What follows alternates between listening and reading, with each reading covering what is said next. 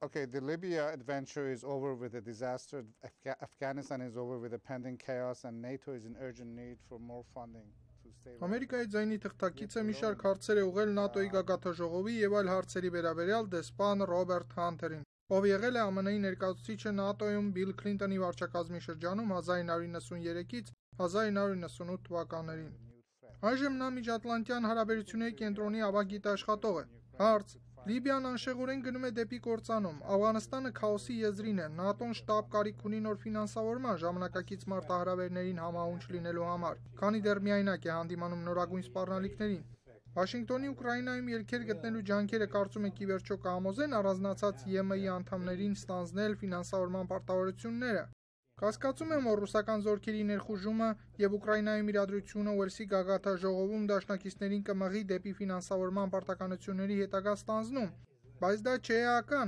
Ծախսված գումարները չեն կարևորը, այլ արդյունքներն ու ձեռքբերումները, որն էլ այդքան էական չէ, ինչպես միասնության դրսևորումը։ Չէ՞ որ միակ բանը, որ իդ կպայի Ռուսաստանին, դա տնտեսական ճնշումն է։ Եթե մենք չկարողանանք համոզել եվրոպական պետություններին եւ նրանց խոշոր ընկերություններին անել այդ, ապա դուք կարող եք ուզածի չափ ավելացնել ՆԱՏՕ-ի ֆինանսավորումը, սակայն դա ամենևին տպավորիչ չի լինի Պուտինի համար, ասել է Ռոբերտ Հանթերը։ Հարց. ՆԱՏՕ-ն ստեղծվել էր մեծապես հակազդելու Խորհրդային Միության ծավալապաշտությանը, սակայն այժմ սպառնալիքները, ի տարբերություն Սառը պատերազմի շրջանի, արմատապես այլ են։ Արդյոք ՆԱՏՕ-ն նորացվել է առերեսվելու նոր մարտահրավերներին, հատկապես անհամաչափ ռազմարվեստի առումով, ինչպես օրինակ իսլամական պետության զինյալների դեմ, թե կազմակերպությունը դեռ անկարող է համահունչ արձագանքելու դրանց։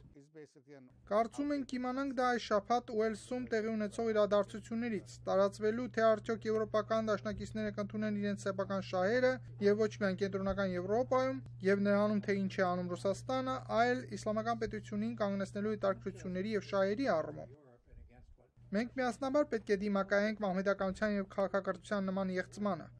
ԱՄՆ-ն, Կանադան, Եվրոպան, Սունի պետությունները Միջին Արևելքում եւ նաեւ Իրանը։ Այո, մենք ունենք ընդհանուր շահեր, ասել է Ռոբերտ Հանթերը։ Հարց. Հարցեր են գոյանում Աֆղանստանում ներկայության շուրջ անվտանգային դաշինքների շուրջ Հայաստանի, Ադրբեջանի եւ Վրաստանի հետ կապված նրա հետ, որ իրենք Իրանի անմիջական հարևանությամբ են գտնվում։ Արդյոք Իրանը մտահոգություններ չի դրսևորել, որ ՆԱՏՕ-ն այդքան մոտեցել է իրեն։ Չեմ կարծում, որ Իրանը որևէ պատճառ ունի մտահոգվելու Հայաստանի, Ադրբեջանի եւ Միջինասիական պետությունների հետ գործընկերություն հանուն խաղաղության շրջանակներում ՆԱՏՕ-ի համագործակցության առումով։ Նրանք ավելի մեծ մտահոգություններ ունեն ռուսների վարվող քաղաքականության շուրջ, սակայն բացառելու համար որևէ կասկած եւ ցուցադրելու համար, որ մենք աշխատում ենք միևնույն ուղղությամբ, կարևորում ենք 5 գումարած 1 ձևաչափով բանակցությունները եւ մինչեւ նոյեմբերի 24-ը նոր լուծումների ձեռքբերումը միջուկային հարցի շուրջ։ Կարծում եմ հնարավոր է անել դա։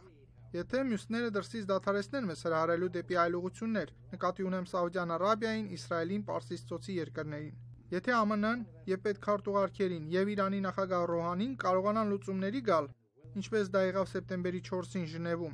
եւ աշխատեն միասնաբար խնդիրների շուրջ, կարծում եմ կարող ենք բացել հիանալի հնարավորությունների դռները։ Եթե ոչ ընկերության, ապա անելով քայլեր,